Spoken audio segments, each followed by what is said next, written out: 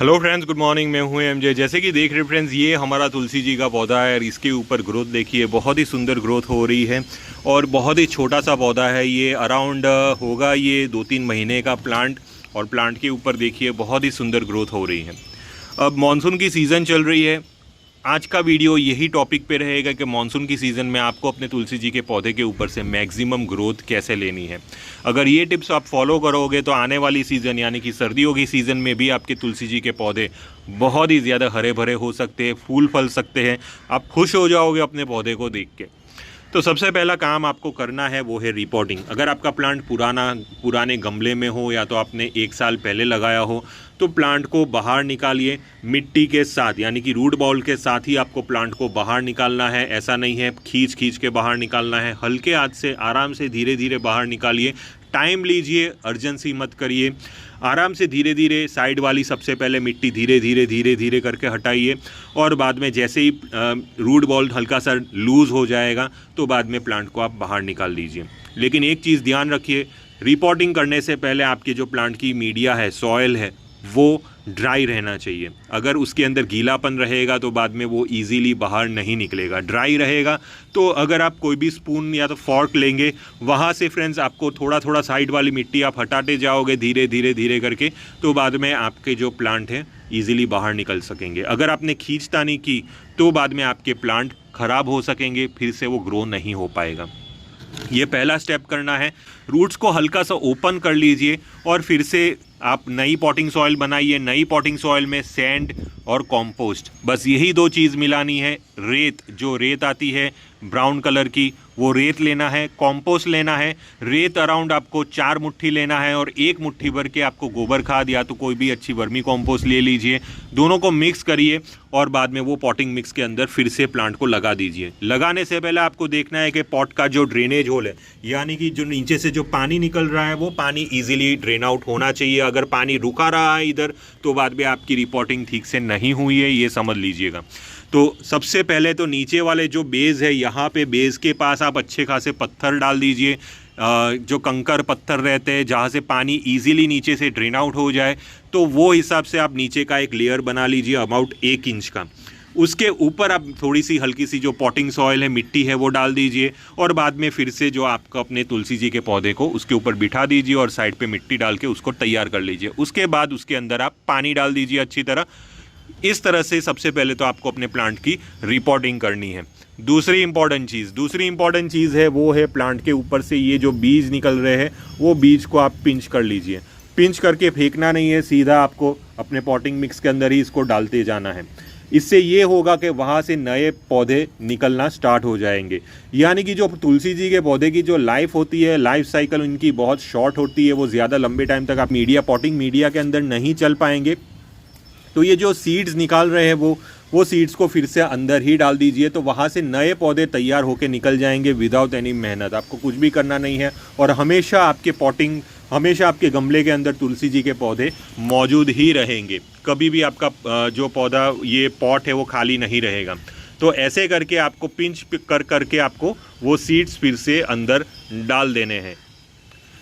दूसरा फ़ायदा ये होगा कि जैसे ही आप सीड्स को ऐसे पिंच करोगे तो वहाँ से नए भी और पत्ते निकलेंगे और आपका प्लांट धीरे धीरे करके घना होना शुरू हो जाएगा। तो ये दूसरी इम्पॉर्टेंट चीज़ है जो आपको अपने तुलसी जी के पौधे के ऊपर करनी है।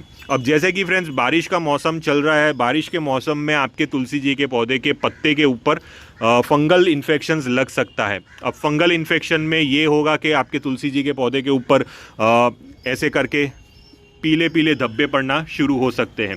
इससे ये होगा कि पौधे के जो पत्ते हैं वो धीरे धीरे ख़राब होना शुरू हो जाएंगे।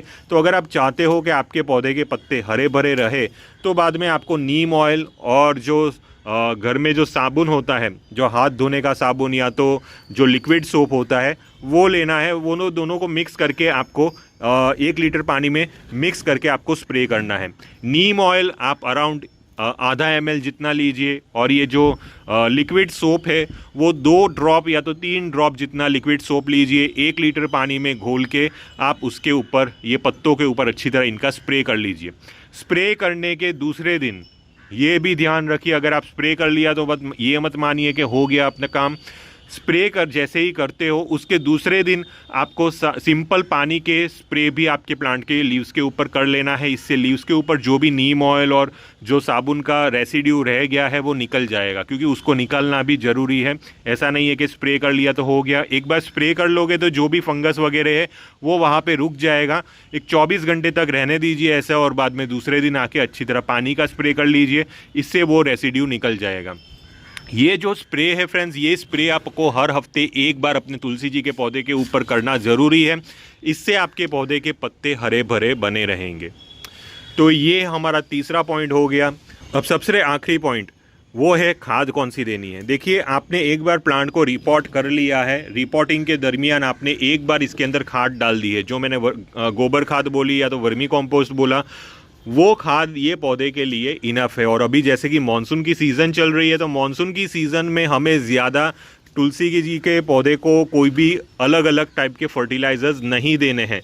बस ये जो गोबर खाद है वो गोबर खाद ही हमारे पौधे के लिए अच्छी है, वर्मी कॉम्पोस्ट अच्छी है, इसके अलावा कुछ भी देना नहीं है, अलग से मत दीजिए। एक बार आप रिपोर्टिंग कर लेते हैं तभी एक बार उसकी मिट्टी के अंदर डाल दिया, वो इनफ है। वो अराउंड आराम से 6 महीने आपके प्लांट के लिए काफ़ी है। तो जितनी ज़्यादा खाद देते रहोगे आप अपने पौधे को, तो पौधे के ऊपर उतनी ही ज़्यादा फंगल इन्फेक्शंस होंगे, उतनी ही ज़्यादा बीमारियां आपके पौधे के ऊपर आएगी। तो ज़्यादा खाद मत दीजिए, जो भी काम करना है आपकी जो पॉटिंग सॉइल है वही करेगी, और उसकी के ज़रिए आपके प्लांट को न्यूट्रिएंट भी मिलेगा। जो पानी भी आप डेली देते हो पौधे को, वो पानी के अंदर भी न्यूट्रिएंट्स मौजूद होते हैं, तो अलग से हमें प्लांट को न्यूट्रिएंट्स नहीं देना है। एक चीज़ ध्यान रखिए, ये सिर्फ पत्तों का पौधा है, इसके ऊपर फ्लावर्स नहीं होते। तो जो प्लांट के ऊपर फ्लावर्स होते हैं उनको खाद की ज़्यादा ज़रूरत होती है। जो प्लांट सिर्फ पत्ते निकालता है उनको ज़्यादा खाद की ज़रूरत नहीं होती है। तो एक्स्ट्रा इधर उधर की खाद मत डालिए, नॉर्मल पानी डालिए डेली, लेकिन पानी भी उतना ही डालना है जितने पौधों की रिक्वायरमेंट है, यानी कि अननेसेसरी वाटरिंग मत करिए। अगर आपको लगता है कि आपके तुलसी जी के पौधे की मिट्टी गीली है या तो मॉइस्ट है, हल्की सी नमी बनी हुई है उसके अंदर, तो पानी मत दीजिए। लेकिन जैसे ही आपको लगता है कि मिट्टी सूख गई है तो बाद में अच्छी तरह भर के पानी दे दीजिए। इस तरह से ही पानी देना है, अननेसेसरी ऐसा नहीं है कि डेली उठा के हमें पानी दे देना है। या तो उतना ही पानी दीजिए जैसे कि सुबह आपने पानी दिया, शाम तक अगर इसकी मिट्टी ड्राई हो चुकी है तो वो हिसाब से ही उतनी ही क्वांटिटी में पानी दीजिए। ऐसा नहीं है अननेसेसरी पूरा लोटा भर भर के हमने इसको पानी दे दिया। तो ये चीज़ का भी ध्यान देना है।